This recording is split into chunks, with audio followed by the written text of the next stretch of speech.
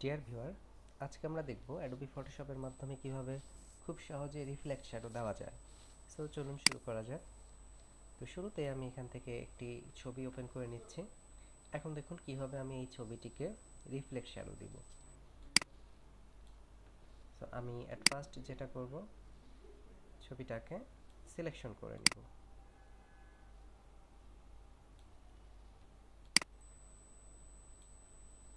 আমি এভাবে ছবিটাকে সিলেকশন করে নিচ্ছি কুইক সিলেকশন টুলটা ইউজ করে।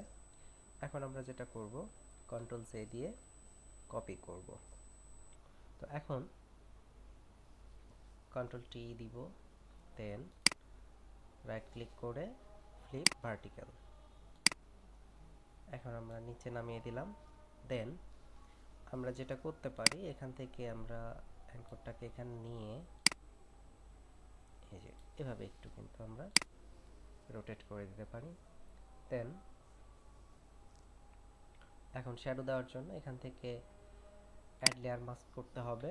তারপর এখান থেকে গ্রেডিয়েন্ট নিয়ে গ্রে স্কেল গ্রেডিয়েন্টটা নিতে হবে, নিয়ে এখান থেকে জাস্ট এভাবে আমরা গ্রেডিয়েন্টটা অ্যাপ্লাই করে দিলেই হয়ে যাবে। দেন এখান থেকে আমরা অপাসিটিটা একটু কমিয়ে 70% করে দিব এবং আমরা ফিল্টার থেকে ব্লার বা ব্লার থেকে গসিয়ান ব্লার এটা কিছুটা ইউজ করে দিব ব্লার। ওকে, সো এভাবে দেখুন খুব সহজে আসলে রিফ্লেক্ট শ্যাডো দেওয়া যায়। আমরা আরেকটি ইমেজ দিয়ে দেখব।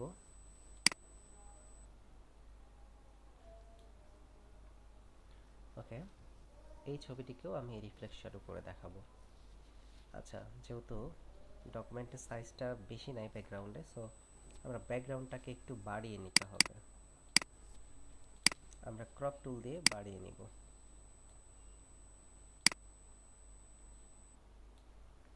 ওকে,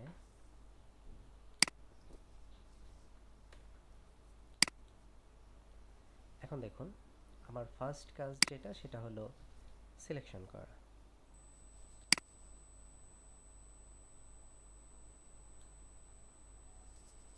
আচ্ছা, এই টুল দিয়ে সিলেকশন একটু প্রবলেম হচ্ছে, তাহলে আমরা ম্যাগনেটিক লেসো টুলটা ট্রাই করি।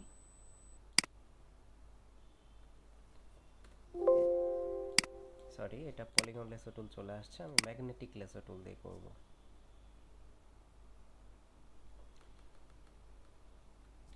সিলেকশন যদি বাইরে দিয়ে হয়ে যায়, তাহলে আমরা ব্যাক স্পেস প্রেস করার মাধ্যমে আমরা আবার ব্যাকে যেতে পারবো।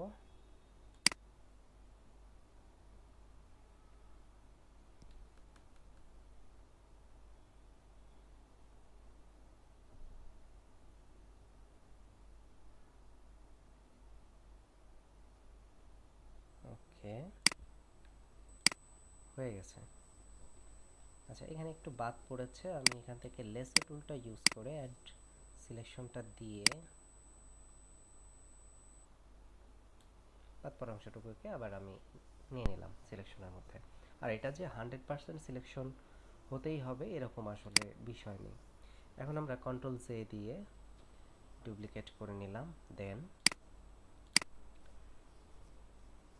কন্ট্রোল টি দিয়ে ট্রান্সফর্ম অপশন নিয়ে আসলাম, দেন রাইট ক্লিক করে ফ্লিপ ভার্টিক্যাল। এবার আমরা এটাকে স্ট্রেট নিচের দিকে ঘুরিয়ে দিলাম, দেন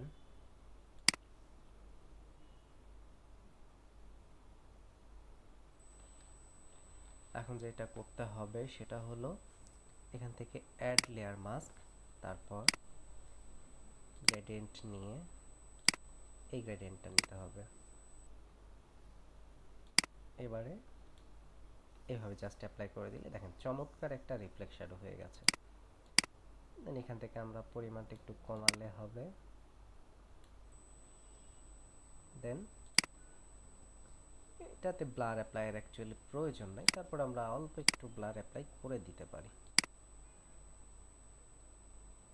না, খুব সামান্য একটু ব্লার অ্যাপ্লাই করে দিলাম, গসিয়ান ব্লার। সো দেখুন খুব সহজে আরেকটা রিফ্লেক্ট শ্যাডো হয়ে গেল। ওকে, আমরা আরেকটা ট্রাই করি। দেখুন আমি এই ছবিটাতে কাজ করব।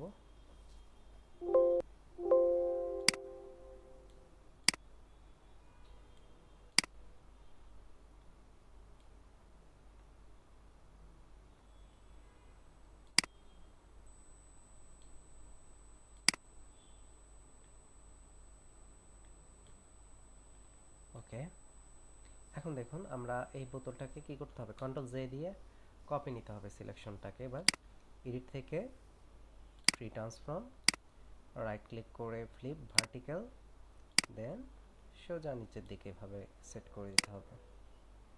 ওকে, দেন এখন অ্যাড লেয়ার মাস্ক, তারপর গ্রেডিয়েন্টটা নিতে হবে এবং এখান থেকে জাস্ট এভাবে অ্যাপ্লাই।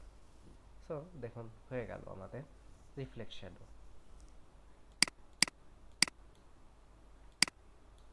ওকে, ব্লার, গসিয়ান ব্লার। ওকে, ডান। তাহলে দেখুন আমরা এভাবে খুব সহজে আসলে অ্যাডোবি ফটোশপের মাধ্যমে রিফ্লেক্ট শ্যাডো ইউজ করতে পারি। ধন্যবাদ সবাইকে।